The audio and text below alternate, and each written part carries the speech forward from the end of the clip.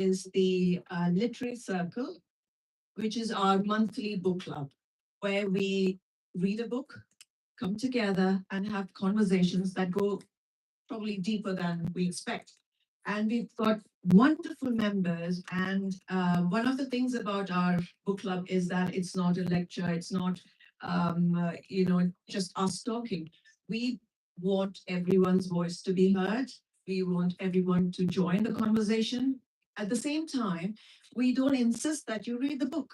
But the whole point is that you read the book. But we do have questions in it, which everyone can answer. Everyone can share in their opinion because most of the things that come out of a book is universal, right? So we all have something to say, and this is your safe space to do that.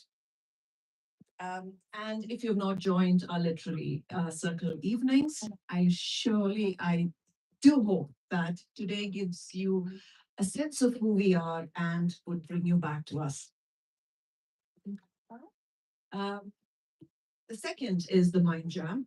Uh, the reason why you're here this morning. Uh, with Mind Jam, it is our monthly social talk series. It's not a panel, it's not, again, a lecture. It is a theme and a guest worth listening to. And today, the theme is the power of purpose-driven leadership. And our guest, Dr. Muna AbuSulayman, has not just talked about this. No need for introductions, right? She's not talked about this. She's lived it. She's shown the country, especially women, what can be done when you believe in yourself. Um, so from television to philanthropy to venture capital, your career has been the answer to many questions. We will introduce her properly in a moment, but I just want to say that conversation like this is exactly why we started Mind Jam. The Quiet Hour, it's our latest program and something that we find it quite dear. Uh, this was something that Rana and I have been talking about, and we had a member who is now part of the team who said, "Why don't we do it?" And then we started it. It's so the Quiet Hour is a free, it's a recurring event. What you do is you bring a book, you get a drink, and you sit in a room full of readers and quietly read. That's it. So there are no discussions, no agenda, no pressure. At the end of the hour and a half, uh, if you want, you can talk about the book that you came with and why you chose it. And there's no pressure. So far, we've had two sessions, and it's been much loved, and we loved it as well. There is a difference when you read amongst readers. It's always going to be first and second Saturday of every month. Twice a month, yes. Um, the next is Jalees Cast. It's our podcast hosted by our own team. So if today sparks something, Jalees Cast is how we continue the conversation. Then we have Al Jalees Times. It's our in-house magazine, and we have our team of writers who bring in topics related to books and culture. One of the special things about Al Jalees Times is that um, if you are a writer or an aspiring writer and you have something to say, we are more than happy to have your thoughts and voice and your article published. So if you are someone interested in it, please do let us know, and we can see how we can work together. I think they're important to say that it's 100% human. We don't do AI. It's our own work. And related to writing, we have author marketing service. So for the writers in the room or almost writers, we offer the author marketing service. It's strategic, authentic promotion for every author. So if that is you or if you know someone, please do find us after the event and we can have a discussion over it. The next is Book Swap Library. Oh, this is my personal favorite. When you came in, I'm sure you would have seen the table with books on it, and it says Book Swap Library, and it is what it is. We try to find books new home. So all the books that we have has been donated by the community. So it's quite simple. You take one, you leave one, and it just gets the beautiful uh, thing going. Because we all have a library full of books, and some books we are like, okay, I'm done with it. I can part. And so it's mostly books loved, read, and people ready to part with it. But we can't bring all the books, obviously, because we have about 1,000 odd books with us. But every time we try to rotate the books that we bring. And in most of our events, or rather all of our events, you'll find the Book Swap Library. So anytime you can bring, and you can bring more than the books that you're going to take home as well. We take donations. We also have the Book Swap Library at Creative Morning events. Um, so there are many opportunities for us, and we are trying to see if we can have something permanent here at Huna where you can come and drop your books.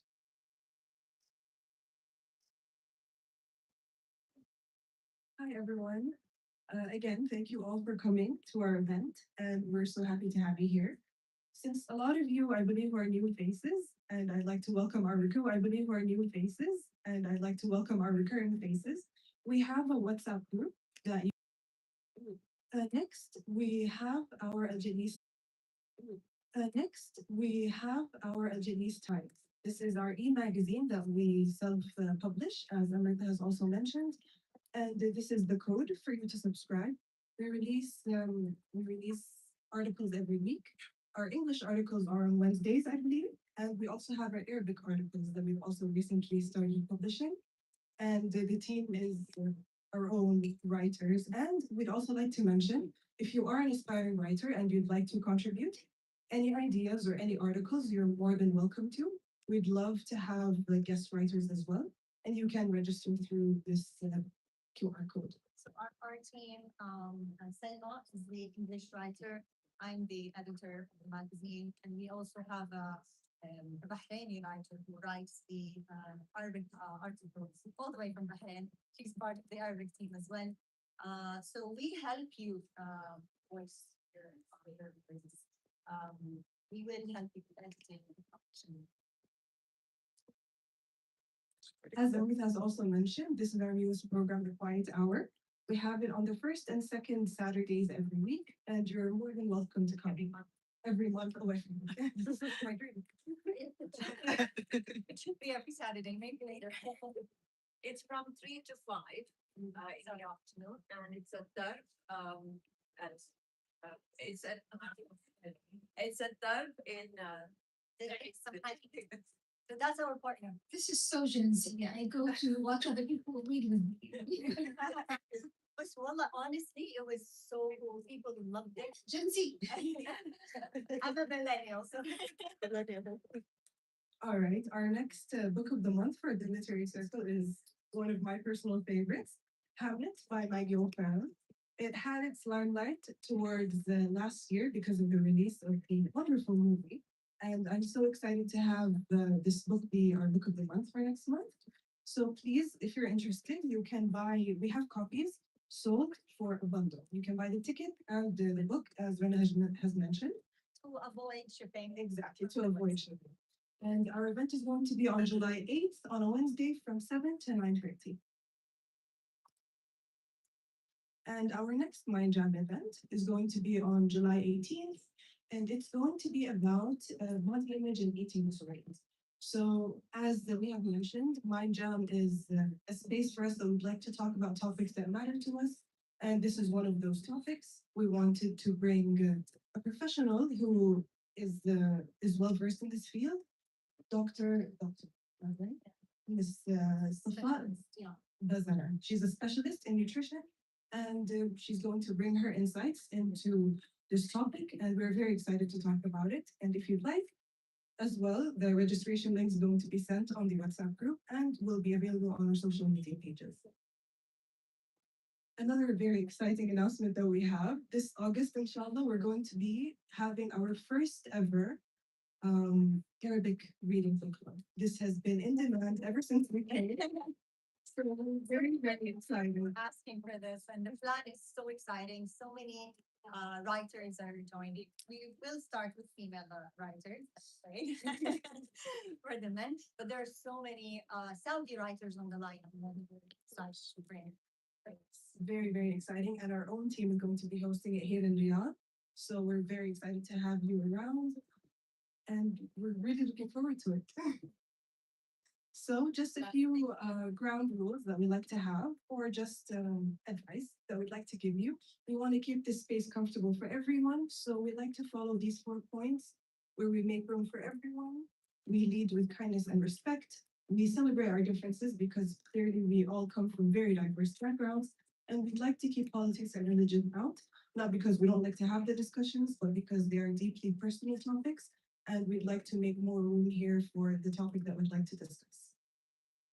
So thank you all for coming, and we'll start with our icebreaker.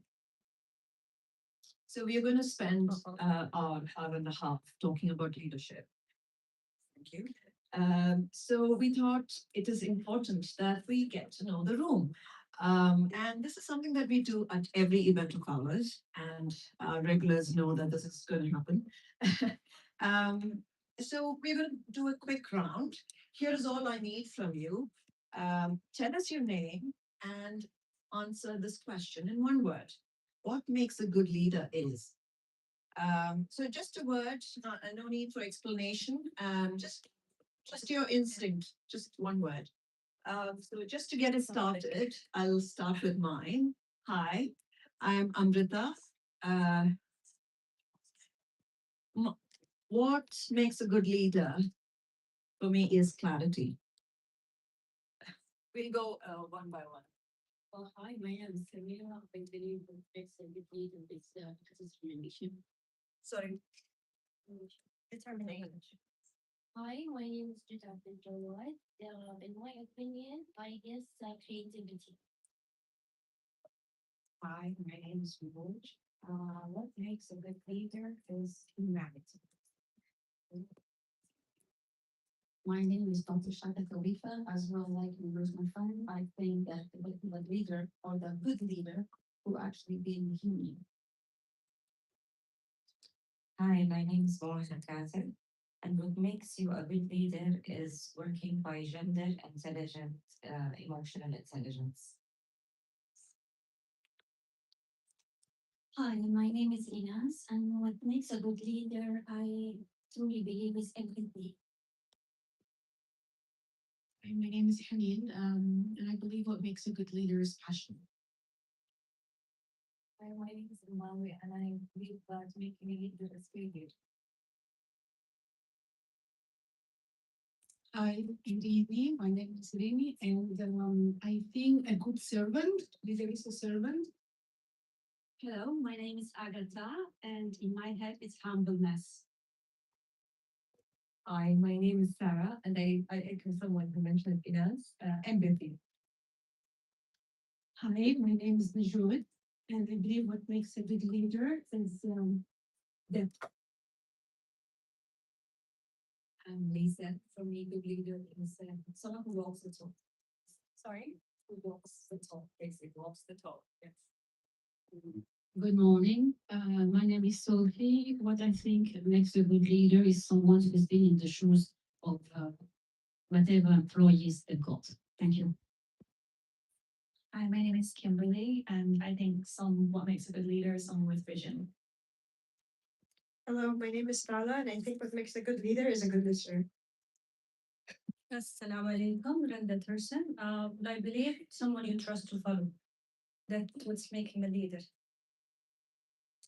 Hi, my name is Judy, and I believe confidence makes a good leader. Hello, my name is Shiraz. I think a good leader has a solid, clear framework that they're working from. Hi, I'm Laura. I would say a leader is someone who supports and lifts up those around and underneath that person. Good morning, James. And a good leader is someone who develops others. Good morning, everyone. Dr. Alam Sultan, a good leader who creates leaders. Good morning, everyone. My name is Selma, and I believe what makes a good leader is compassion.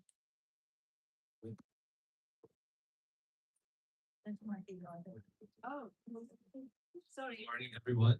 My name is Amro. I think what makes a good leader is perseverance.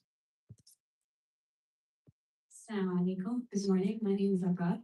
I just came in, so I'll briefly summarize. I believe a good leader encompasses multi facet characteristics, but the most important is someone that listens, someone that truly listens, and someone who's trustworthy, reliable, and acts in autonomy.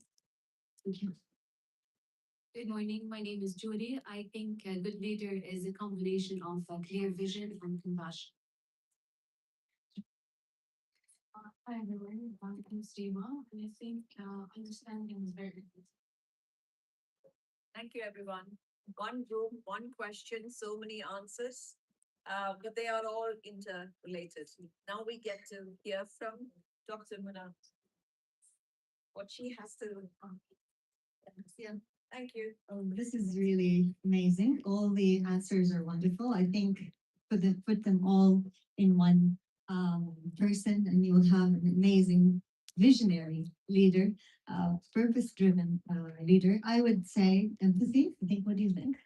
Maybe one word.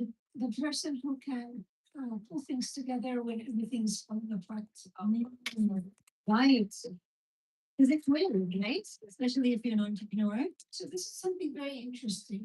I first of all, I love the answers. There were some very, I mean, there's things that everybody knows, right? The leader needs to be somebody right? And that takes certain things. So we want somebody who is able to understand that the team is going through whatever they are and provide certain support for them.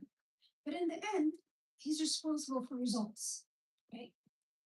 There's a difference between a leader, a manager, HR, all these kind of things. And so it depends on the situation. A mother is a leader, a father is a leader. You lead your family in certain things in work.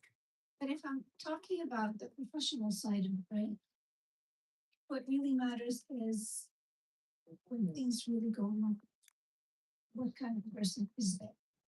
And not everybody can manage stress, competing stakeholders, pressure from everybody. The stakes are very high. And but every single answer is one facet of a leader.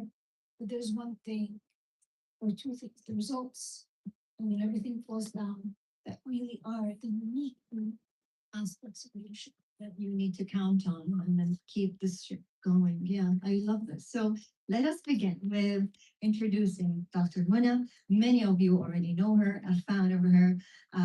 So Dr. Muna AbuSulayman is one of those rare people whose life doesn't fit neatly in one single category.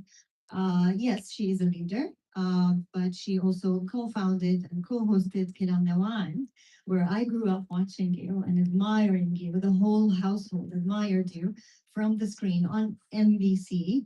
And this is an Arab world's first show to tackle taboo social topics and the most watched social discussion show the region for nearly 2 decades. We were watching who was watching Kalam Nawan? Maybe millennials mostly. And you guys were watching this beautiful Dr. Muna. That's how it began for me, at least. She then led Al Walid Philanthropies as its founding secretary general and directing humanitarian work in over 70 countries with a portfolio exceeding $1 billion. She became the first Saudi woman appointed as the UN Goodwill Ambassador. Um, She has sat with leaders at Davos and championed causes from women's education to interfaith dialogue to disaster relief. So many inspiring things that we can learn from her today. So today she is a partner at the Transform VC, backing underrepresented founders in deep tech. and co-founder of the Arabic Digital Research Institute, using AI to make academic knowledge accessible in Arabic. But what I want to understand this morning isn't the list of what she has done, it's the thread that runs through all of those things and why. Please welcome Dr. Muna. I'm so excited for this conversation. Can I just say two things? Of course. So, first of all, I'm very happy to be here. When I met Rana many years ago as somebody who's interested in reading, kind of followed her thread that when we first started this in Saturday in India, you told me about it and I said, I'll spread everywhere the message because I love reading. And alhamdulillah, so happy to see how professional the work is, and I'm sure it's mostly volunteer. And so this is a lot of work for people who are very passionate about the idea of information and as a change catalyst, and which is what I believe in as well. But there's two things I need to say. I'm not a doctor. And the reason I didn't correct it before because I actually didn't read the questions she sent me, so I didn't realize. Research says you have a PhD. I'm I saying. know, research says it. A lot of people do it, and usually, like I forget because it's been years and years and years. I did my PhD. I just never finished my thesis. You did your PhD. So maybe for this crowd, I thought it was, and usually I like see somebody at who wants to take a picture of you and says, Dr. Muna, can I sit and explain this whole thing? But I think for this crowd, because we talked about failures. So this is a failure of mine of not actually finishing, and it has both circumstantial reasons, but as well as personality patterns that I have. So that's one. The second thing is one of the reasons when we talked about leadership, and I agreed to do this, not because I am a leader, but because I've created a foundation called AbuSulayman Foundation in the honor of my father, who was a university president and somebody who's an intellectual. And we have Azam Global Leaders Fellowship, which is starting July 1st. So leadership and figuring out what is important about it, how to convey it, how to help people find their leadership potential is something that is very important to me. And I just want to mention that this foundation is with all of my siblings, and my sister is also with us today, Shiraz, in the back. Thank you for supporting me. But she also brought her daughter, Judy, who is, I loved her answer, which is about confidence, because for women especially, confidence is a big issue. So I just wanted to say these two things, and we can talk about patterns that actually stop you from reaching potential, which I have a few of, and things that actually turn out to be good. I love that. So let's just begin with finding purpose. Many of us met you through Kalam Nawar. You were a young Saudi woman discussing difficult topics on primetime television, long before these conversations became mainstream. And that is why growing up, we would think that this is bold and something to admire. Looking back now, can you identify the values or sense of purpose that guided you before you even had the title or the platform? Take us back to you. So young when I loves reading, right? I used to read a lot, and I used it as an escape. It wasn't for development, which is very different. So I didn't read scientific stuff. I read I think it's a very famous book that my father made all of us read, which is how to win friends and influence these people. I think I was 10 years old, yeah, in Arabic also. Um, but the majority of it was escape. I was a person who loved to live in fantasy world. I did my BA and master's in English literature because I couldn't believe that somebody would pay you to read. Wow. And then you go in and you realize it's a lot more work than that. But I was not a natural born leader. I didn't lead in my family or between our siblings. We have a very strong elder sister who's like 10 years older than I am. She was the leader. I didn't lead in my marriage, also got divorced, if you guys will get into that later on.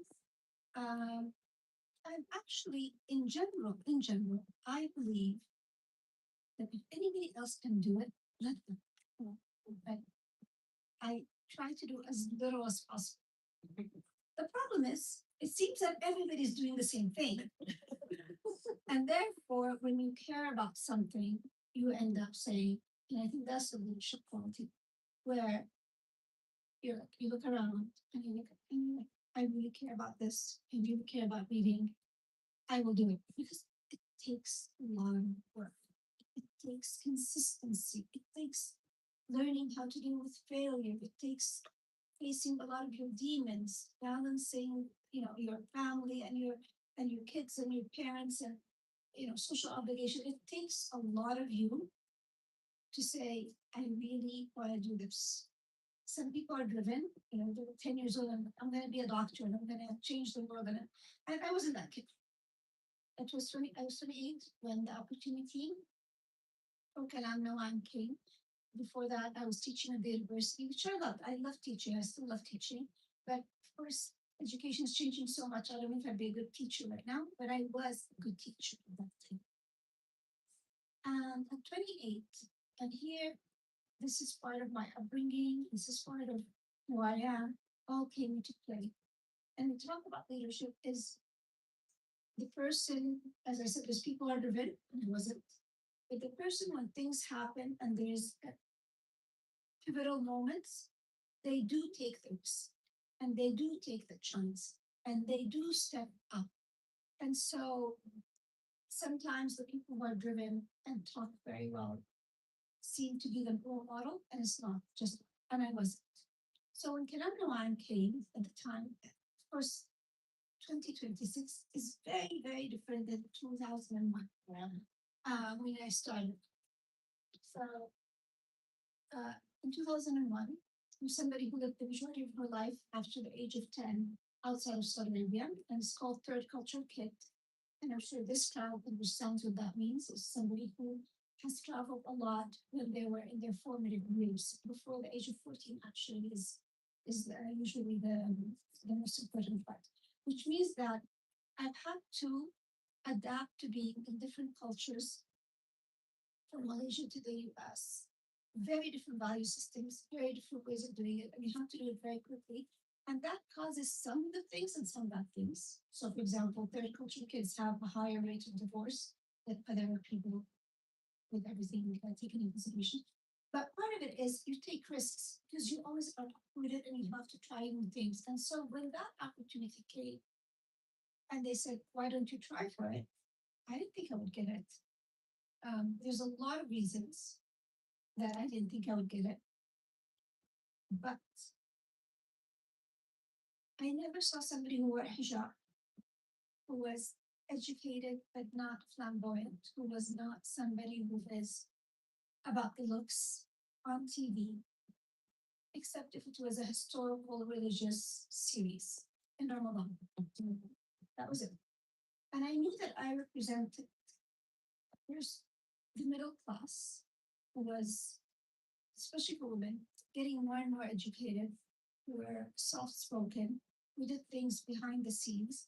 And I actually wanted that to be a role model for others to show that there exists something else.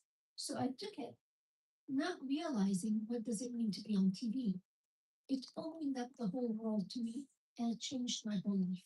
It changed women's lives watching you. You didn't believe that they too can do it.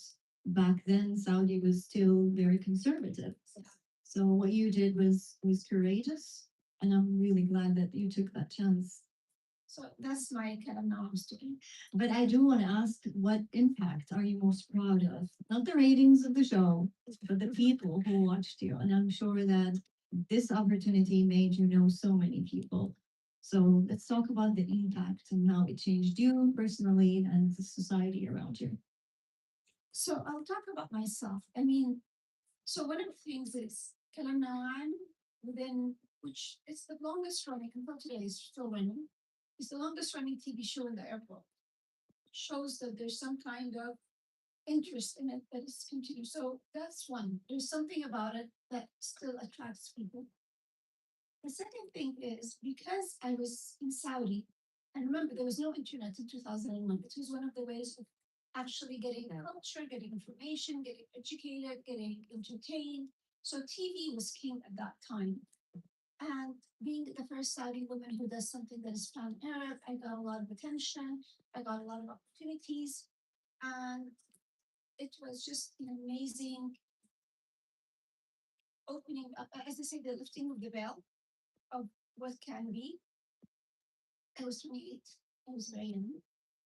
I didn't realize how significant it was. So within a couple of years, I was invited to be part of something called the World Economic Forum at Davos for the young global leaders, which is now about 2,000 people who are at the very top of their game and have developed lifelong relationships. But it also allowed me to see a lot of leaders and what they do and how they think and be. So the exposure that I got at a very young age really changed the way that I was thinking about the world, about what I can do, about the possibilities, about what does risk mean, both on a personal and professional level. And that's what it gave me. I think that was unexpected, unknown. What is it to say? The unknown unknowns? It was an unknown unknown that really was pivotal for everything else that I did afterwards. All right. Well, you moved from influencing conversations to leading large-scale initiatives, as you mentioned, across dozens of countries. Many people confuse visibility with leadership. What did you learn about leadership once you became responsible for outcomes and not just ideas? So I wouldn't have gotten the chance to become the head of a foundation. I didn't start the head of the foundation. I started as a CSR manager. And then I worked up my way in a very short period of time. If it wasn't for TV gave me the visibility for somebody who's interested in empowering women to bring me in. And so when people ask me, are you a media personality? I tell them, I've never done anything except Kalam Nawam, and I'm not interested in doing anything except Kalam Nawam. Kalam Nawam is a great platform to help people have the kind of information or help them to have the kind of information that I thought was necessary, that I was exposed to so that they can make better decisions in their life. That was the whole point of Kalam Nawam. And we did this through a lot of things. For example, there was this time we thought about honor killings. And so the whole year would be, the theme was honor killings. And the show, for people who didn't watch it, was 5 segments. And so there would always be one segment every week about honor killings in a different way. So sometimes we would introduce somebody who did kill one of the female members of their family, the mom who suffered from it, a person who escaped it, or it would be a news item in the beginning when we talk about the news, or it would be about just talking about an NGO that dealt with these things. And so without people understanding, we were actually moving that conversation through the whole year on one certain issue. And every year we chose an issue. We never told people what the issue is. People never knew that they were being, because we don't want them to be like they're lectured, right? What we wanted is a change now. And one of the major successes was that Jordan, after one of our episodes, actually passed a law that really penalized with the death penalty the people who did that, which was excused before. And so there is real tangible outcomes. But then this moved me to what I love, the idea of spending other people's money, which is fun. Instead of going shopping with your, husband, father's money or whatever, you really go shopping with a philanthropist who has billions of dollars. So it also taught me how to figure out prioritization. So let me tell you what we'd have to go through. I have, let's say, $1 million to give that year, which wasn't, we spent about $1 billion over 8 years to make it easier. And there's a famine in Sudan, or a famine in Somalia. Kids are either going to die, or they're going to be so malnourished that they're going to be, mentally and developmentally, physically, really affected for the rest of their lives, and that's societal trauma that is going to be very difficult to overcome. Or you have something to do with a scholarship for Islamic understanding to help the West understand. And you're making these kind of decisions as a young person that really will affect lives. So this has potential of changing policy. This has the ability to save somebody right now, but I don't know what's going to happen to them in 5 years. And lots of difficult decisions that we have to go through all the time. It teaches you very quickly to really stick. Somebody mentioned this, being able to stick with your priorities and the framework that you talk about, and not having something optionally, which is, oh, this is okay, so this is okay, that you suddenly you're doing something totally different. So I learned about leadership, laser focus. I think Elon Musk called it all signal, no noise.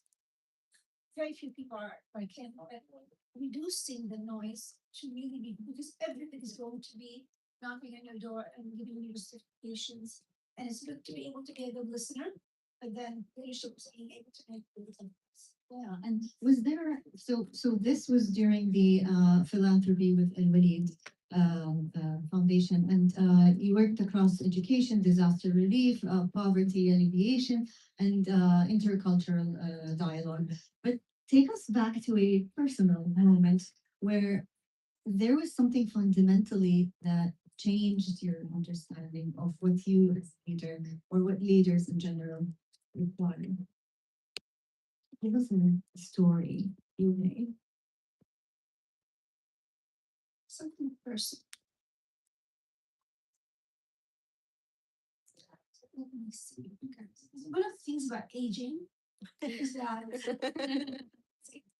there's 30. So one of the things is that around the age of 50, something happens to you where, so in American politics, and this is a very well educated crowd, they always say that the boomers vote really badly for the future of the younger people. Like, and you always hear this, like the boomers, they go and they vote for very conservative, they do policies that are really bad for the future of that country. And at 50, I realized what happens. Basically, you lose connection with the emotional toll of things that happen to you. So you're asking me about something because that means it was something very emotional, right? And I actually remember my life, but I used to, when I think about a certain thing, I would be like, it was an emotion. I have no emotions about it. Like it happened, I got over it, it changed. And so now if I'm making decisions that affect younger people, I do not remember the anguish of, some, like for example, working being guilty, what is guilty as a mom, feeling guilty as a mother. I remember I had that. I don't remember how bad it is. Like, so when you ask me about something that was little that changed me on a personal story, and of course also can be because I have really a very bad memory. So I'm also one of those people that when I do something, I just go to the next thing. I don't really dwell on it. And Action oriented, maybe. as little as possible when needed. Actually emotionally affected with all the like the shaman and the things that you're. No, I was. But you know So I actually left the Walid bin Talal Foundation because of how difficult it is knowing that I made a decision and that somebody will die. I gave money to this instead of this. I don't have all the money in the world. And you could, if you have good management of zakat, you could, but I don't have that ability to actually change the world, and so you have to make choices that are really, really difficult. But I remember that. But I used to cry about it until my 40s, right? No, I don't cry about it.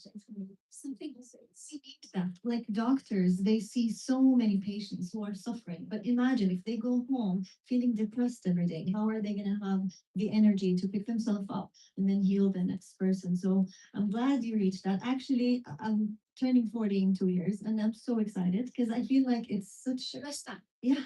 The best And time. he's my sister turned 40 and they love it. If you take care of your health. Yeah, definitely.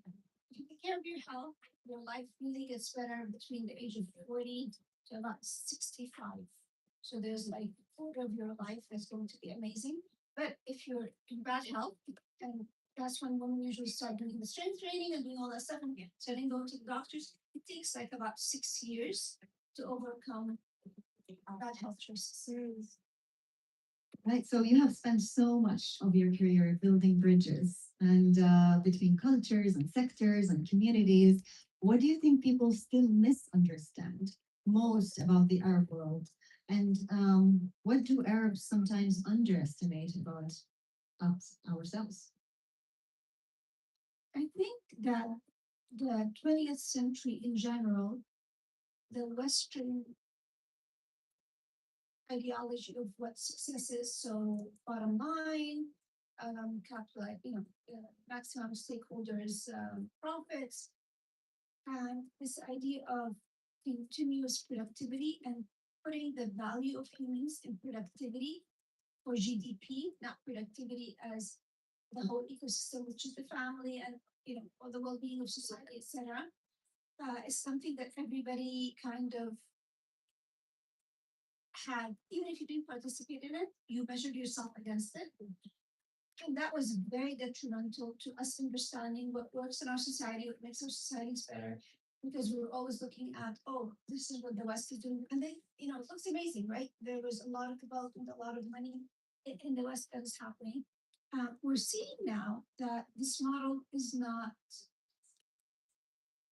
continuously successful, that there's a pivot back to socialism. We're seeing the Scandinavian countries, they're very small in size and population wise, have a different way of looking at the humans and creating policies that are, what was the question?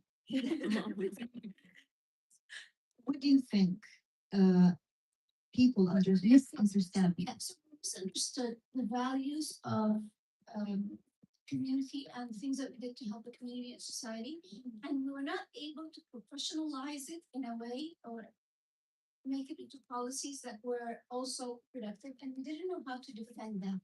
And so In our value system, maybe? Or value system, but also like, for example, let's say it's one of the things I love is in Scandinavia, they give women the ability to stay up to 2 years without work, paid half, right?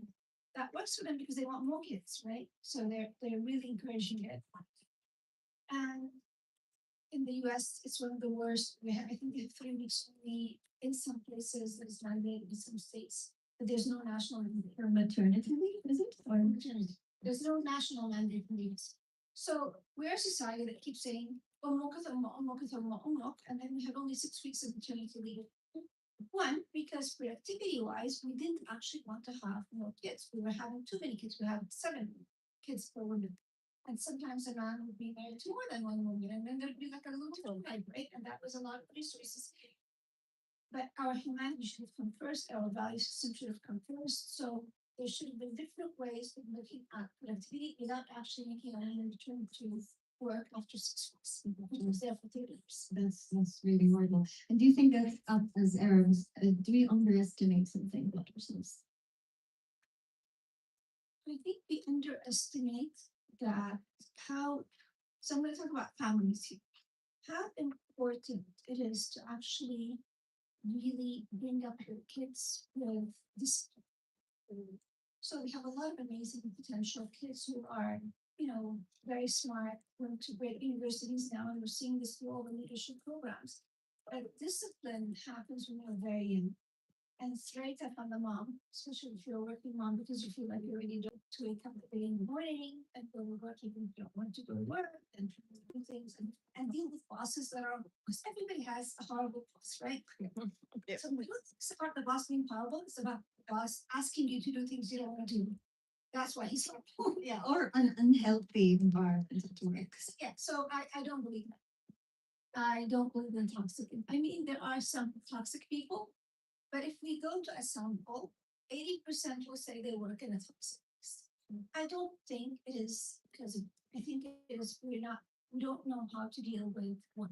So resilience, maybe adaptability. But being able to follow the rules, even if like, like a soldier, right? They tell you go to war, you go to war, whether you believe in it or not. They're at work sometimes you have to do things, whether you believe it or not. You, and does your pay grade say you can actually discuss it or not? And how can you discuss it? And when and how long can you discuss it for? And this change from, and this is I'm talking here from the leadership we see. And once everybody is decided, everybody has to get on board and be happy. Well, not be happy, but be, um, fully engaged in it and not sabotage it because, and so this is what I really think we have a problem with in the profession. In the discipline of work, of real, to be really productive from 9 to 5 is So work ethics in their world maybe needs to be. just work ethics. It's the culture. Right? So, okay, it's not part of but I think it's very important to talk about it because I do hear a lot of my colleagues, friends, family who are in corporates. I'm not in corporate, I'm in Jalees. And the 9 to 5 and the this intense pressure. And they all complain. But are you saying that the problem is expectation? That they expect that their voice will be heard. They expect that there will be No, it's not accepted because when they were little and they wanted to have McDonald's, they went in and they said, I want McDonald's, and the mom got it without discussion. And then they said, no, no, I don't want this, I want the other one. So she went because she doesn't want to hear the tantrum. So she bought the other nuggets. And then they're like, no, no, I also want the ice cream. And so that child didn't learn, no, we're not having McDonald's right now because this was not part of the plan. And they did not learn how to actually be able to get over that. So there's a lot of like they always say the first 7 years of life is really very important. For some reason, I think from the 1990s until about a couple of years ago with research, parents didn't know how to parent in a world of abundance. It used to be a world of scarcity. It became a world of abundance. And I think that was, you know, worldwide. We're seeing a lot of people are dealing with anxieties and all these kind of things right now when they're working or they're asking expectations and they're they don't know how to deal with it. And so there was that time everywhere. But in the air world, we had so much abundance at that particular time that our kids were a little bit more. So for example, I know a lot of kids, they go to the States, they are unable and they come back because they can't take care of themselves. They can't wash their clothes and make sure that everything is done. And so if it's not being done for them and paid for some time, there are kids who can do it and there's kids who can't. The number of kids who can't because are actually quite large and they need the family to take care of them when they move into another family. even though it's basic things, basic life skills. And then it's right. They never have to do it. There's no choice. So they might object when their line manager tells them this or that. Yeah, they object and their life starts to fall apart because it's a toxic environment. Sorry if there's anybody who works in a toxic environment. But we will.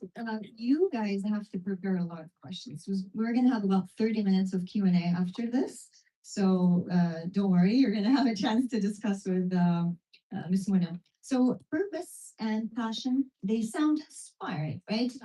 When things are going well, and you mentioned that before. Catastrophic. Saving catastrophes, but leadership can often require difficult trade-offs. Can you share a time when following your purpose came at a personal or professional cost?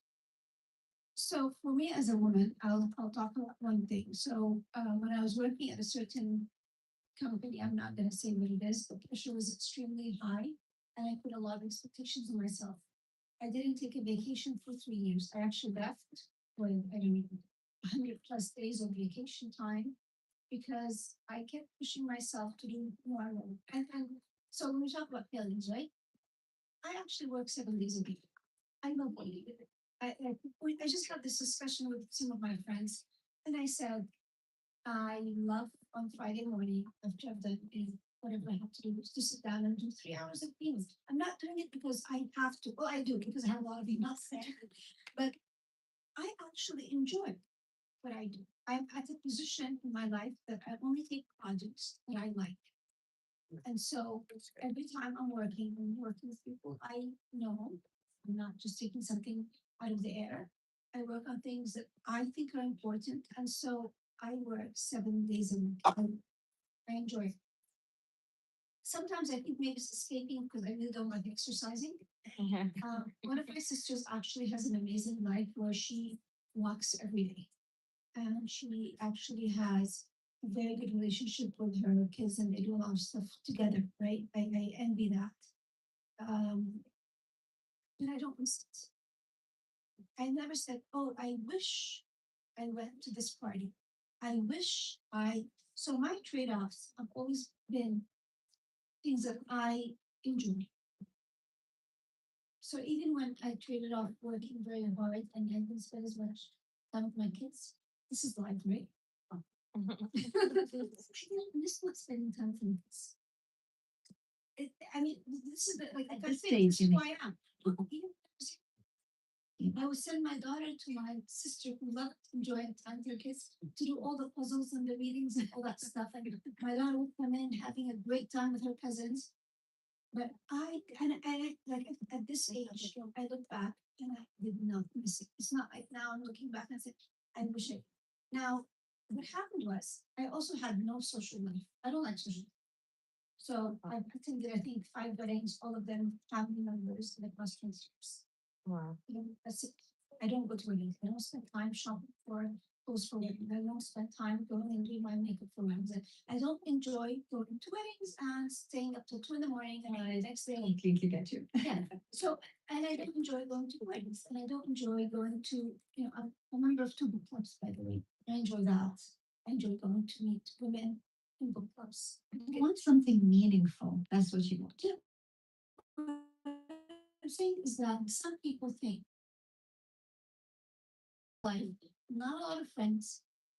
You regret it. You hear about this, like, I regret it. I kind of knew. I didn't even want to have my own wedding. I didn't give it. Give me the money, let me invest. Maybe that's one of the reasons I got divorced. This is who you are. This is Exactly. So what happened was somehow because of my parents' upbringing, they allowed me to make all these choices and knowing who I am, and I just never regretted. I I think you really.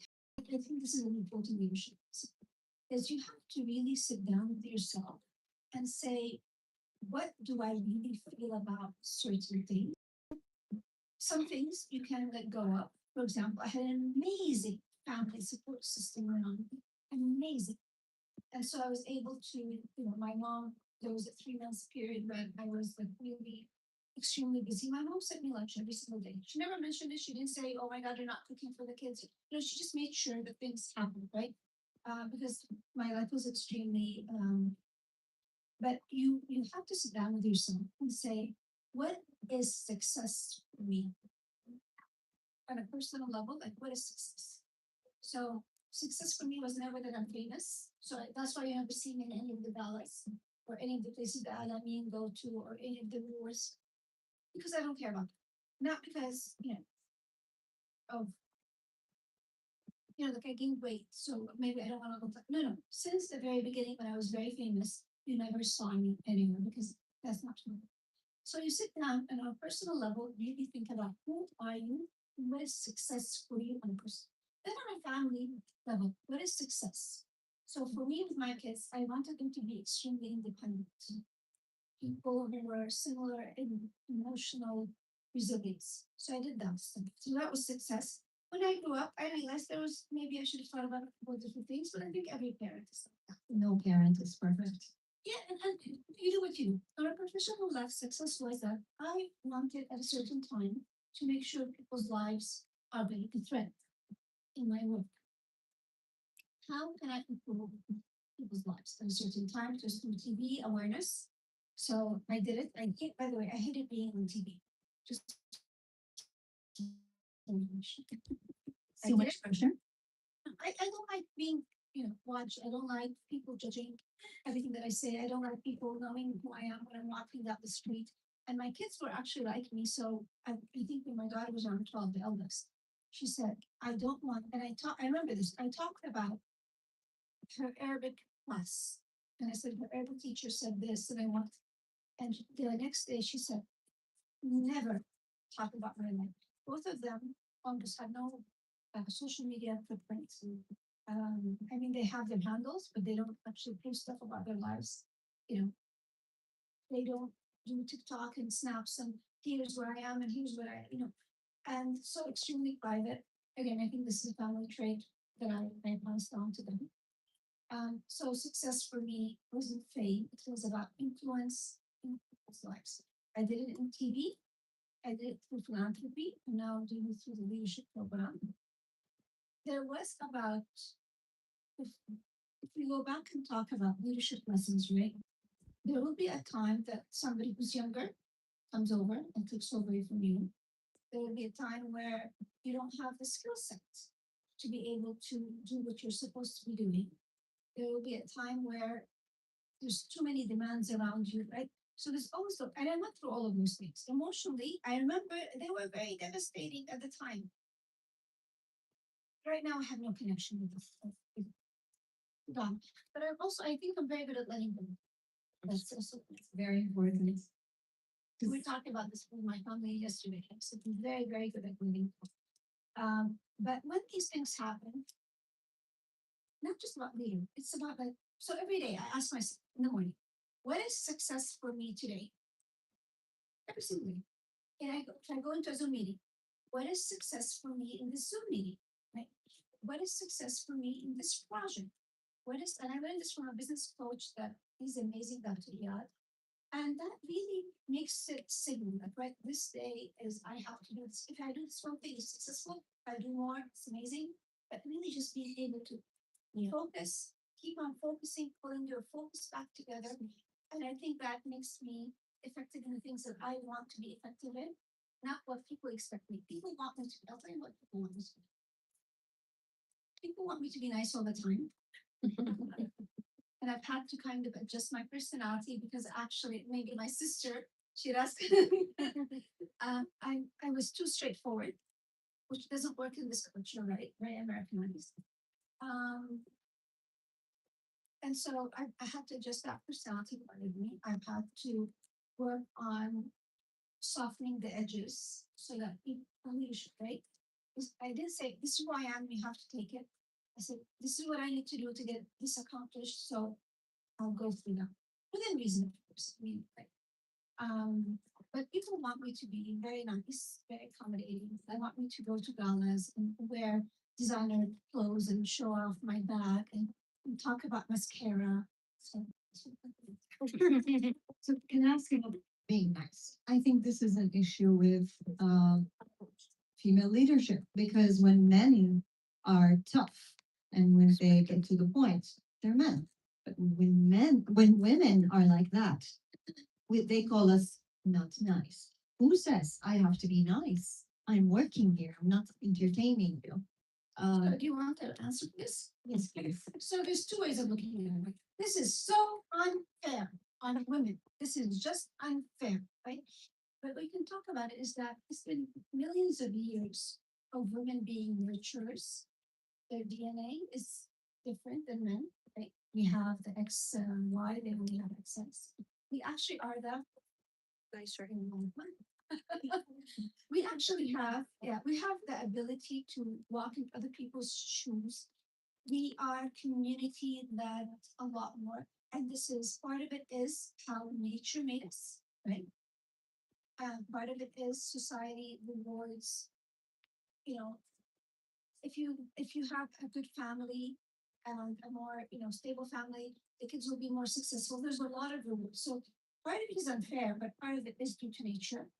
Part of it is social, right? We do need big and yang, and we can't have both people. And part of it is culture, whereas the women going into leadership, real leadership. I mean, there's women that have been educated formally since the late 1800s in the Western world, and so in Bahrain as well, due to racial colonization. There have been examples of amazing women, but the majority of women, their education or higher education came around the world from the 1950s and then really accelerated in the 1970s. And so, relatively speaking, the cultural change takes time. We have rules and regulations to help with that, so that you know the discrimination. But for example, when the rules become a bit too much, a bit too fast, you get backlash. So right now we have a problem with marriages, and women are becoming so successful, and women, everybody who wants to get married usually wants to marry somebody who's 25% better than them. So when the women are here and the men are here, there's not that many people who are 25% better than them. We have men who have been conditioned to think of themselves as providers, and nature has made them providers for millions of years, feeling threatened, right? So these are all real things. We can't just say this is unfair. We have to say, how can we allow society to allow women to be partially who they are and not only show them the role modeling for being like men? And so when we talk about aggression, there's two ways. Yes, there will always be expectations of women to behave differently. And I could just rage against the machine or say, what are the ways of showing leadership, of results, determination, without being taking over the male space? And I think you have to have these kind of conversations because there's real consequences. Backlash, there's policy feedback in so many different countries.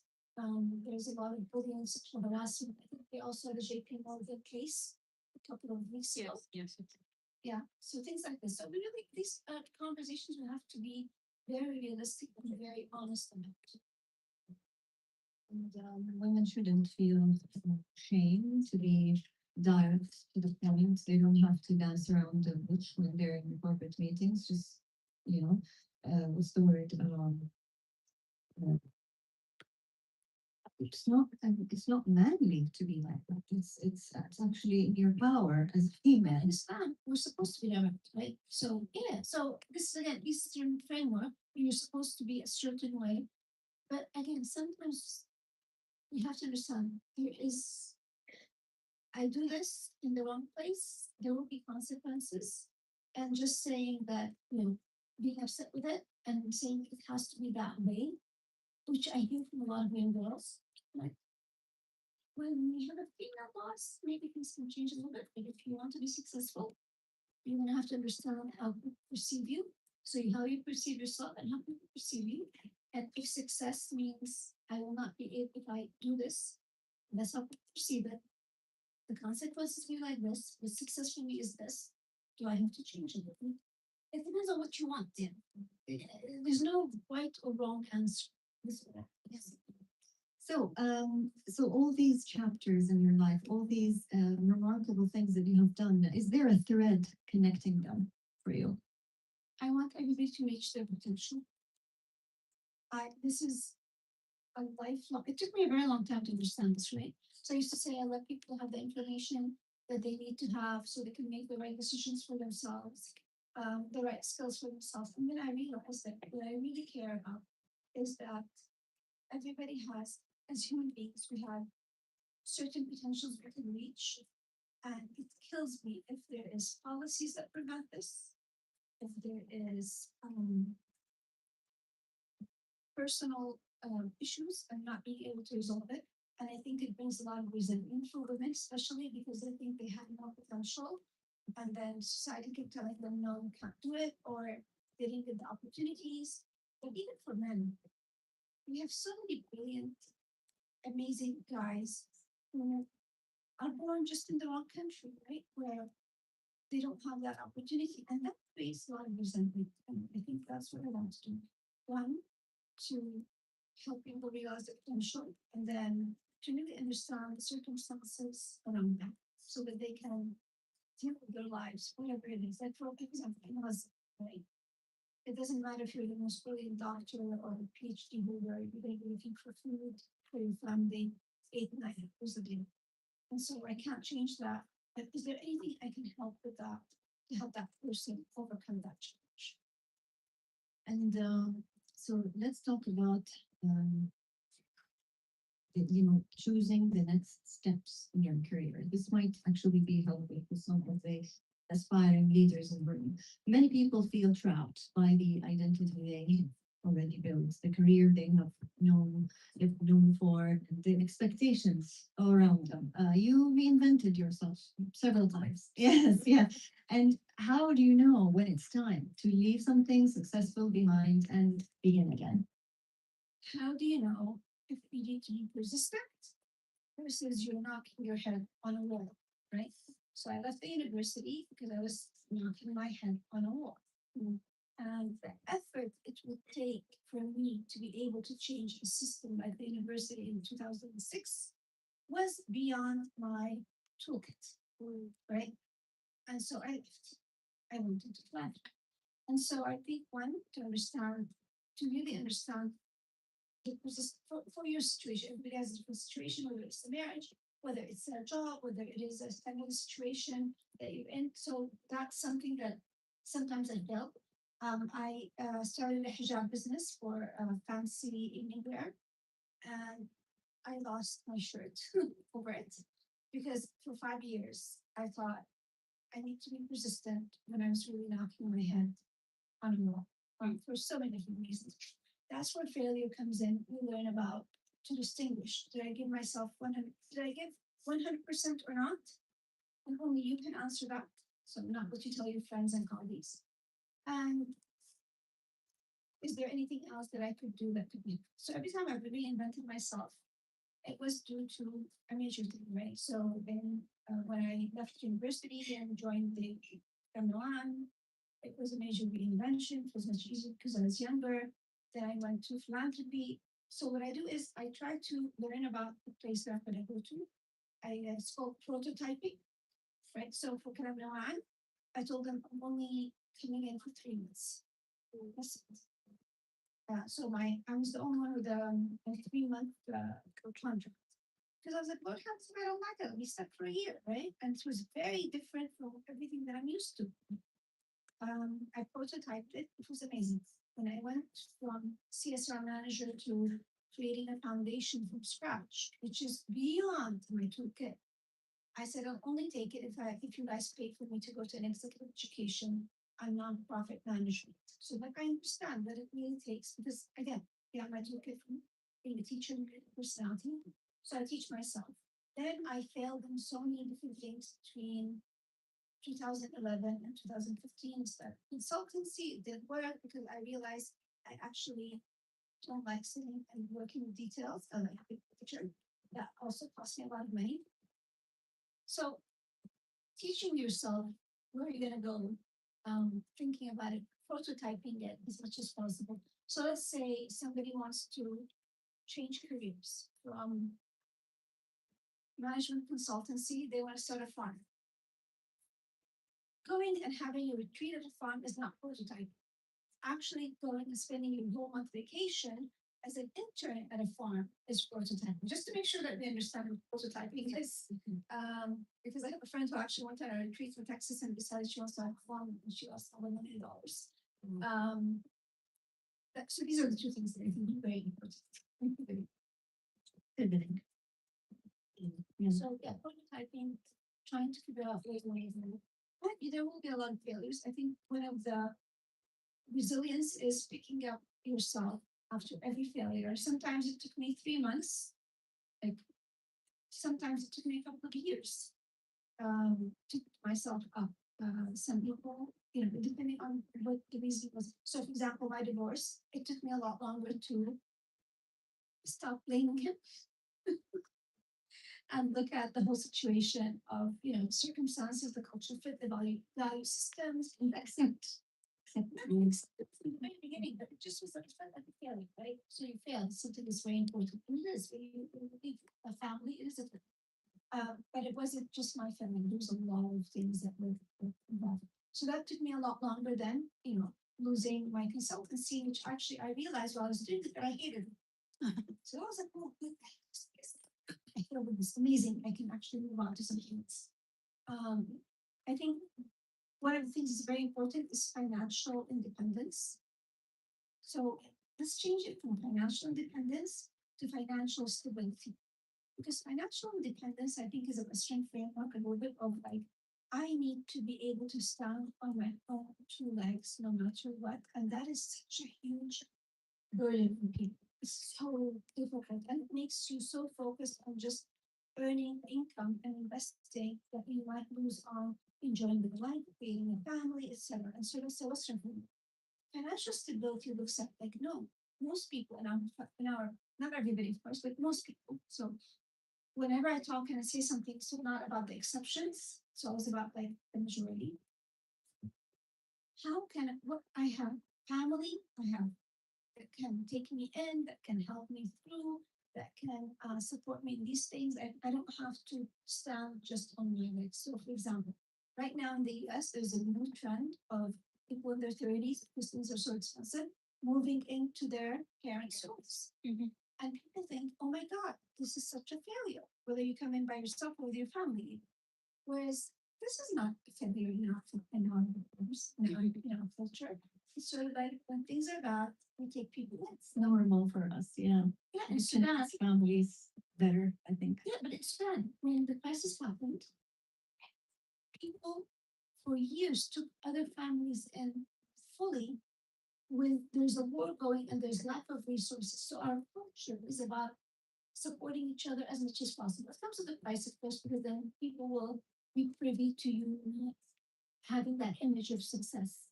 And that's something you have to deal with. But we need financial stability, and so use the resources you have, the culture you have, to achieve financial stability. That means first paycheck, you don't buy that designer bag. Yeah, yeah. But this is what they do, right? The designer bag. Wait for the investments to come back. Wait for extra cash. So Warren Buffett says something very nice. He says, "You're not rich until your money makes your money makes you money while you're sleeping." Yeah, Yes, passive income. so this is something, and there's a lot of financial literacy apps and awareness. They're not very successful.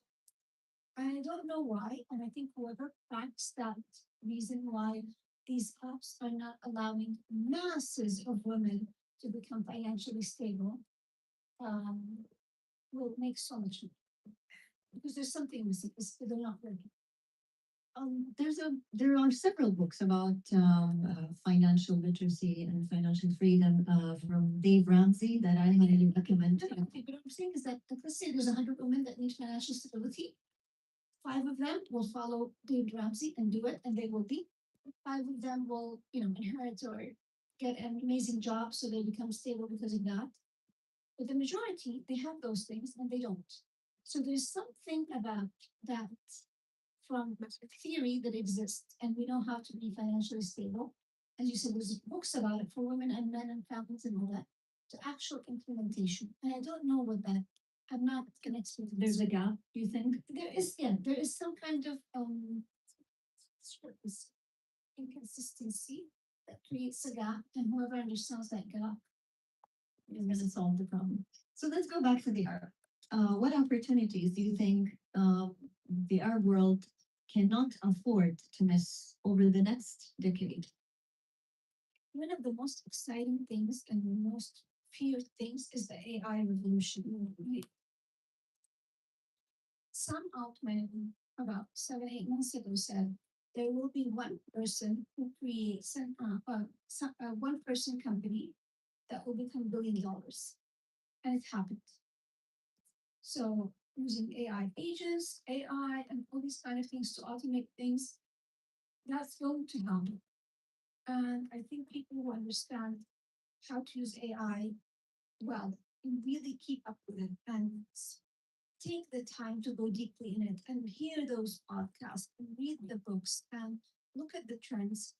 I think there's so much opportunity, and I don't think enough people are doing it. Just the other thing is we're going to be moving into more manual services. So, for example, as AI takes over more jobs, he's not going to be taking over the plumbing. So the company that comes in and really trains really good plumbers who are really excellent, that's so services. There's going to be a lot of kitchen services, maintenance, physical labor, construction that will need to be done. Um, So what shouldn't we miss here? Like opportunities that we shouldn't miss in the art world in the next decade? So I was actually extremely excited about him, not because of the residency that on the line, but the research and development that would have gone in creating this kind of model world and sustainable world. The amount of money that was going to come in from all over the world to do this was because nobody can do it on their own. This is like a huge thing. I think that would have been very transformational for the Middle East because all of these technologies would have been built here, and then using all the Arab mines and all the Arab hands, and then exported outside. I think there's still possibilities. I know that Kaust and Pax and the event are all working on how can we figure out to become leaders in technology production, not just technology use. So there's things happening, but that was one of the most exciting things that I think. And that it might come back in different ways. And I know that there's so many smart people working on this. So technology mostly is what we should not miss to And also join. physical services. Yeah. Because that's never going to be replaced unless someone hires brings in a robot at home. So robots will come in, but there's going to be a lot of things that robots are just too expensive for, right? So we need the humans to be able to do it very well. And I think that's going to be a big pivot where people will respect these kind of jobs and what they're doing. All right. So before we close, I'd like to ask. So when people hear the phrase "purpose-driven leadership," they often imagine extraordinary people doing extraordinary things. But after everything you have experienced, what does it mean? Purpose-driven leadership. What does it actually look like in your everyday life? And what kind of leaders do we need here in the Arab world for the next decade again? So it's very nice that you call it purpose-driven leadership, right? Because it shows that there's other types of leadership, right? And true. So if we're talking about this one, I think the first thing is the alignment of your values. So there's something called the public self, what people see, and the private self, what your family and friends see, and then the secret self, who you really are, that nobody knows. And the more these things are aligned, your secret self with your private self and your public self, the way you show up, the way you make decisions, the more at peace you are. And I think a lot of people actually have very misaligned self. What we really are is not what your family expects you or your friends. And so you try to do these things, and then the public self, you want to show, for example, that you never make mistakes or that you're a certain way or your family is a certain way. And it's very important. And I'm not talking about, like, of course, revealing your secrets to everybody. I'm talking about how you show up publicly. And so that misalignment just takes so much effort and time to navigate, and you lose so much. And the earlier that you do this, the earlier that you align, the earlier, the easier decisions become because you know, everything aligns together. You know what aligns and what doesn't, and say yes. I do have to say this is a book. Are you gonna put my readings? The ones that I Yes, yes, we will. Okay, then I'll say them. I can put. So these are books that Smanan recommends. Do you want to talk about them with us? So actually, each book has a very interesting story. So 100 Years of Solitude, I read it because my sister was here in last year of university, was overwhelmed with so many projects that you had to hand it in college. And I was visiting her and my parents in Malaysia. And she asked me to read the book. There was no ChatGPT, there was no Wikipedia. So, and she said, "Can you just like help me a little bit because I need like she was graduating in 2 weeks." And I read that book, and it is one of the most magical books that I've ever read. It is something that stays with me. He's my favorite writer. There's something about the magic realism of all the, and we talk about energy now. We talk about all these kind of things. That all these kind of layers of being that can come together to make life as we know it. He just does it so beautifully, and so it is one of the greatest gifts that my sister has ever given me. أوراق شمعون المصري is one of those books that we had in our book club, and I joined the book club. It's an Arabic book club to force me to read Arabic because my Arabic is not as good as it should be. And we've read a lot of books, a lot of great books, and a lot of not so great books, because it's choices from the book club members. But this one, it talks about the story of Moses and the Jewish Exodus, and uses all the different faiths. So you have the Islamic elements in it, you have the Jewish elements in it, you have the Christian elements in it, and how they see Moses. But the way that he writes is a masterpiece. And I usually don't research the writers. I don't like to, I don't even remember the writer. But I went actually, and he has a PhD in comparative literature. And he is just one of the most amazing. And I think he died this year, but amazing. The $1 trillion coach is basically this coach who was an NFL coach, which is American football, and was interested in technology and started coaching people. And he actually coached every single of the Silicon Valley. So Steve Jobs and Eric Schmidt and Sergey and the Google guys. And after he passed away, they loved him so much. They wrote a book about the leadership lessons that he taught them. And so this is about potential, right? You could be a $1,000 leader, a $10,000 leader, $100 million leader, or a $1 trillion leader. And each one of those jumps means that you have to actually push yourself in certain areas of thinking. And not many people had access to this kind of life, or these kind of decisions like him. And so it's just really shows you what potential is and what does it take to reach that. The Bluest Eye is a book that I read in high school, and it's about a slave girl who had 4 eyes, and of course she's murdered. I think most of you know Toni Morrison. She was yes. And it's one of those moments in life where you really understand what this slavery mean. I work a lot in trafficking right now with the United Nations and advise them on it. And I trace that interest to that book, actually, in high school. It took 30 odd years to actually do something about the feeling that I had at the time. But it's this idea of threads in life and books coming back to you at certain times and influencing you. And as I said, I'm preaching to the choir here, right? The last one is The Positive No. I don't read a lot of self-development books. I like repeating, it takes too long to say the same thing. I enjoy fiction more. I enjoy fiction more, but The Positive No is a book that I would really advise people to read, because especially women.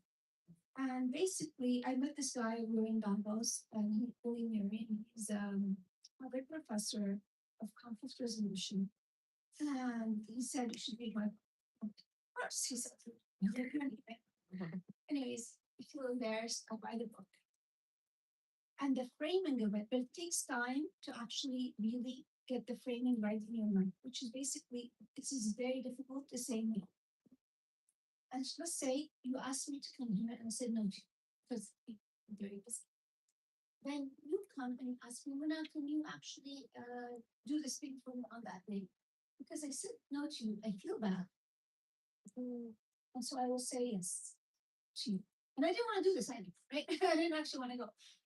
And so the way to be consistently aligned with your purpose, I need to say no to everything because of stuff like is you have to say in your brain every single time.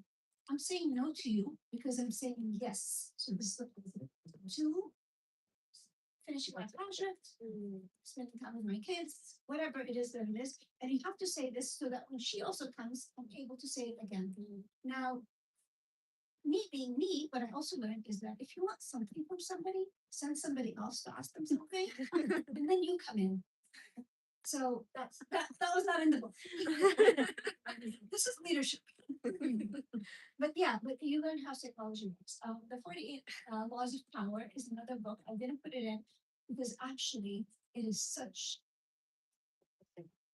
It talks about human nature so well that it is really disturbing. Yeah, it's very debatable. And very disturbing. It's like a very so I didn't put it in. A lot of young men, we visited a university a few months ago. A lot of young men were reading this book. So it's interesting. It's more popular. That's the difference between men and women. Yeah. So have any of you read any of these books on screen? Okay, no. Positive no? Yes. Who else? Which one? The previous time, Toni Morrison. Totally.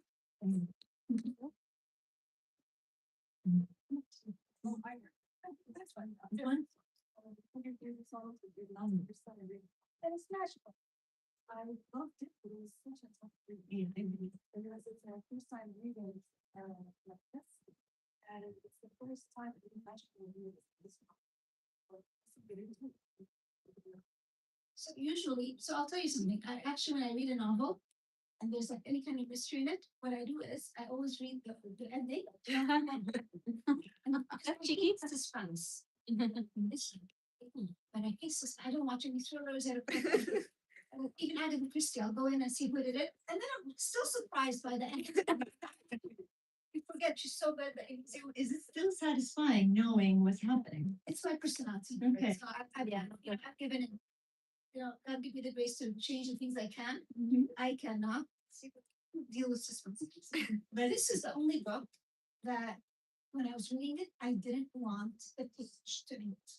I would read slowly so the page doesn't end. I didn't want to get to the ending. So that's how important this is. But this means that you can watch a movie and then read the book. No, I don't actually watch the movie. While I'm watching the movie, I read the Wikipedia, see the plot, and then I read. A lot of times, like my family loves movies. They go to the movies together. They read us stuff. It's 2 hours. I just like, oh, like this is the series. I'll just read. Sometimes I'll read every single episode from the series. Wow. So to know exactly what happened. But you will not watch it. But I will not watch it. So are you guys ready for some Q&A?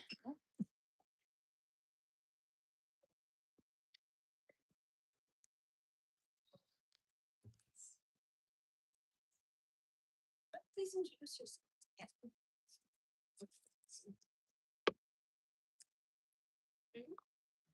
Good afternoon. Very, very excited to be here. I would like to thank you for coming over. I'm not from the Gulf country, so it's the first time that I get to hear from you. But there were a few pearls in there that kind of made me think that your credentials should be saluted. It was mentioned that you were in charge of a foundation. Is this the Ben Talal Foundation? So I don't know if everybody is aware, but Mr. Ben Talal is like the richest Arab in Forbes or something. I think everybody in this room is aware of this. Okay, and so how did you end up in there? And the second question would be, you mentioned NEOM. I believe that has the project been cancelled? No, or it's still going on? So Thank you. I think with NEO, I think there's reiterations of the project, as any project is. NEO wasn't just a Saudi project, it was a worldwide project for development. So the world also needs to come in and do stuff to enable the full development of it. Like Oxygena, there's a lot of things in NEO, right? So they're still going and they're being developed. The part that I talked about with the research and development for sustainability, for a better, life and social construction of 10 minutes being able to get anywhere you want, that I think is it's those big dreams, right, that make changes. You have to dream big. And so for me, that's what I'm regarding Al so it's very interesting. I just want to commend that I left in 2011 and they've done amazing work since then. Princess Lamia Assoud is right now the head of it. There were several secretary generals after me. They've continued the work. So I'm talking about a very different time when there weren't a lot of women who were doing this function. And so the reason I got the job, I was already divorced with my ex-husband, who I remained in very good terms with, was working with him. And they had some kind of challenge in something that they were doing. I can't talk about exactly the thing, but it was in the nonprofit sector for their CSR.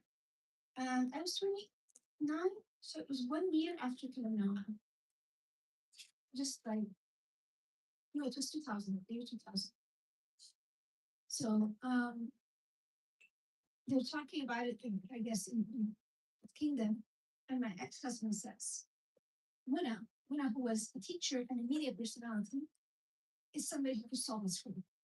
It took me a year and a half, but I was able to solve it. And that's when I joined Kingdom. And it was something that is really way out of my um, area of expertise. It was in management and international relations, a lot of issues and legal, problems. But as I said, I'm one of those people who, I think, due to the life that I've lived and my friends are, and the network that I already have as well from, academic and legal work, I was able to figure out a way. It took time, but we were able to execute it, and we did an amazing job. And that's when I was lucky.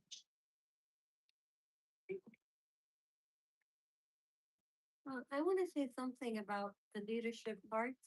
I think I've learned that the more you understand your values, the more you understand your values and that you're clear on your values, the easier the leadership part becomes.